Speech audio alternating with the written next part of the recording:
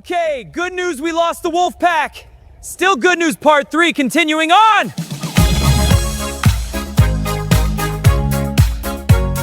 We could also determine that perhaps because of that new information that maybe that's why we can't see any shadows. Now, are there shadows? I still think there are shadows. You know, even though the Venusian day is practically like somewhere around like 250, Earth days for how long it takes the planet to do one rotation. Sources have been cited. There's one! Have your sources been cited? Yes, Daddy.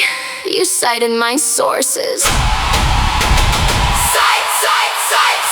Sources locked, sources right. Sources cited. Sources cited. Verified. Have your sources been cited? Yes, Daddy.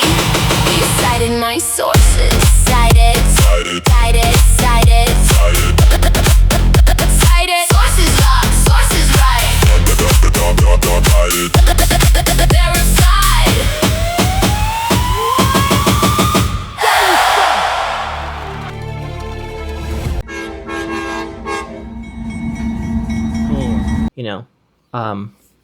Not around the sun, but for it to do one rotation for its Venusian day.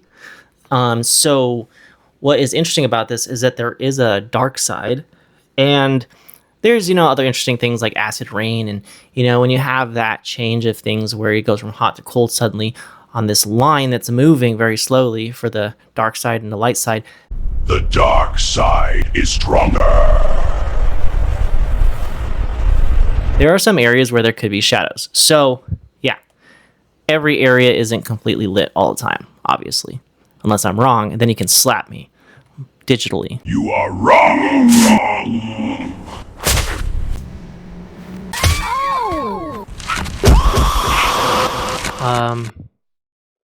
But this image may not be the best one to use for that, because there aren't enough features that I can use to determine the shadow's direction from this one, unfortunately. But other ones I can. So we got 1, 2, 3, 4 little white areas where the contrast or the brightness just peaks, and then another one, and it gives this sense or illusion of something being round. But the thing is, if something is out of focus, right? I'm not like a photographer that's professional, so I don't know this as good as other people, right?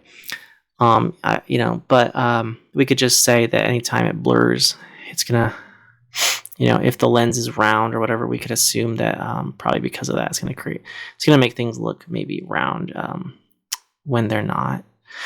Okay, so the next image is interesting. It says, I said, I was like, I just want to see if we can do it. So I was like, let's create an elevation, 3D map. Right? We're just thinking out loud. So then it generated this image, which I don't know if it's accurate. But it seems to actually kind of be pretty close. Maybe on the edges here on the left, it started to exaggerate the edges of where I thought those lines led. And so we could just say that's not useful information because we know that. Now we can look at where all the lines are. Okay, so we have, this area, there are more mounds. So that's interesting. But either way, all we're trying to do is we're treating each image as another person telling us something. And the thing is, if you have 10 friends and you say, hey, what do you think about this image?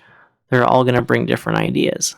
And some of them are going to be right and wrong. Some people are going to be really thinking it's something and really believe that, and then someone else is going to point something out, and then they're going to be like, oh wait, maybe I was wrong, which is fine because the whole point is to figure out what exactly it is that we're looking at. And if there's any real significance to it, so we can move on and stop looking at it. And then this just makes us better at doing it in general and faster, over time. So it's the approach of fail fast. So you can figure out what not to do. And then you'll just be more successful.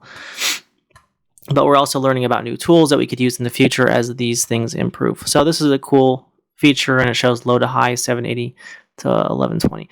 I don't really know where they got those friggin' numbers from, unless there was information in the photo that we could use, and that's a later thing. Then we could do stuff like that.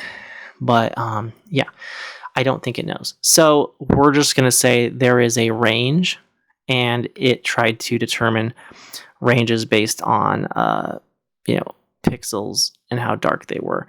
And then it just created the numbers of 780 and 1120. But what we should know is that there is a contrast in range, highs and lows. I don't know if it perfectly figured out where those ridges really were. And I don't think that, I think that some of these lines, see, what it's making us consider now is that possibly some of these things are ridges. Well, we might have thought they were just tunnels, or we might have thought they were just, lava flows, or just sand being blown in and around things. So it's just good to get different perspectives and be like, maybe I'm not right about this, or maybe we need to do a little bit more research. So then this last one I tried was the create an interactive map that you can spin around and look at from different angles. And that's literally all I said. And then after a few seconds, it created this link, and I said, okay, cool. It says open up here, interactive 3D terrain map. I was like, cool, whatever. We're learning, right? I don't know what I'm doing, and that's fine, because that's how we learn. So now we're going to pull it up. What's cool is it gave us some tools that we can use in real time, that we can increase lighting, smoothing, elevation. And so I can grab those, and I can increase the brightness, and then I can grab it and I can spin it. So right away I'm like, okay, this is cool, right? It's not accurate, it doesn't look accurate, but it's cool. We got toggle wireframe view, so I can click that. So it shows us little wireframes, views using the triangles,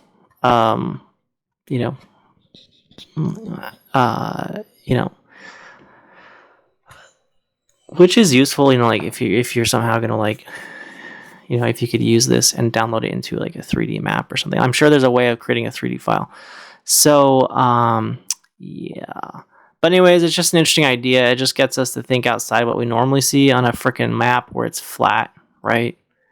Where it's just flat as a And so yeah, so it gets us to start thinking, okay, maybe there's some elevation changes here that we're not considering. So anyways, we can mess with this now.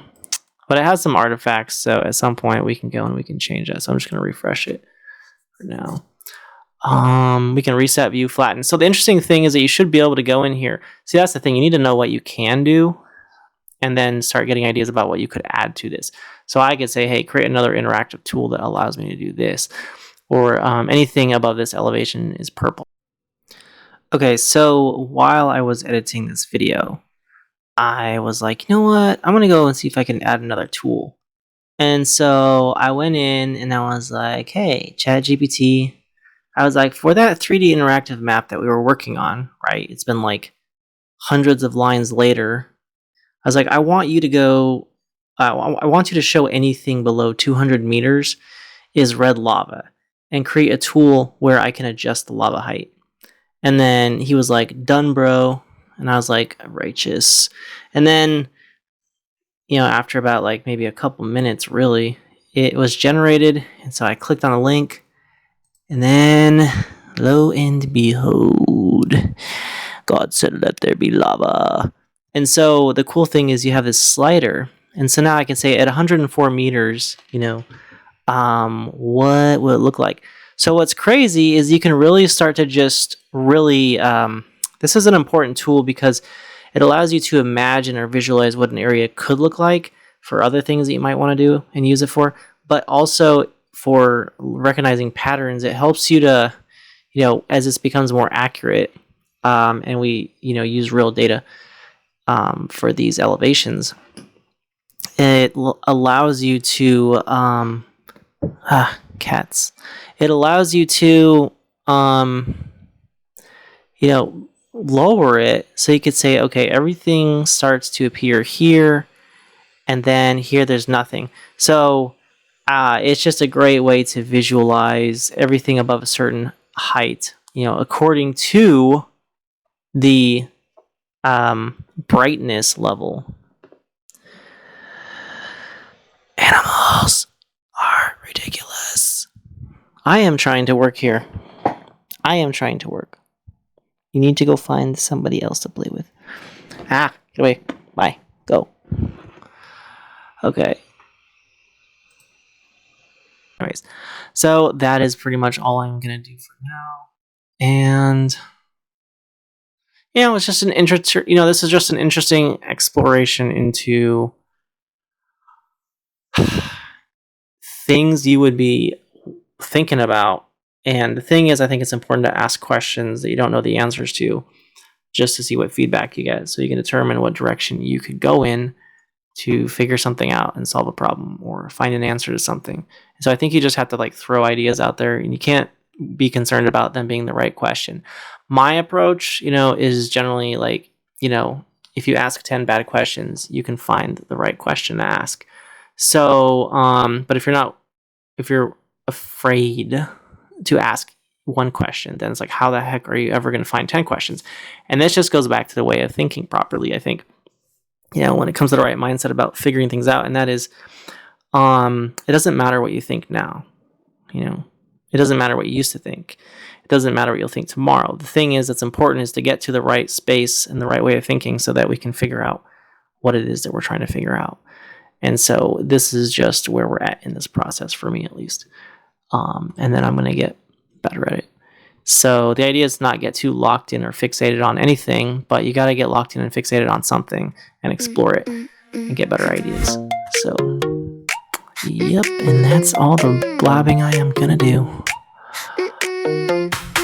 You brought the paper, baby. I checked your notes. Every little claim got the proof it shows. You asked me nice, I leaned in close. I traced the line and I gave that quote. Page by page, I like the way you did it. Line by line, you really went and hit it. Yes, baby, you cited my sources. Yes, baby, you cited my sources. Yeah, baby, you did it so flawless. You did it so flawless. Put that work in, now I'm smiling. Oh, I love that polish. Tabs all open, clean and neat. Footnotes tucked up right under me. You want that praise? Come take your bow. I said it's right and I want it now. Page by page, I like the way you did it. Line by line, you really went and hit it. Yes, baby, you cited my sources. Yes, baby, you cited my sources. Yeah, baby, you did it so flawless. You did it so flawless. Put that work in, now I'm smiling. Oh, I love that polish. If the facts are tight, then the mood is right. You earn that glow, you earn that light. Say it one more time, let me hear that proof. Clean and cute, and I'm sold on you. Yes, baby, you cited my sources. Yes, baby, you cited my sources. Yeah, baby, you did it so flawless. You did it so flawless. Put that work in, now I'm smiling. Oh, I love that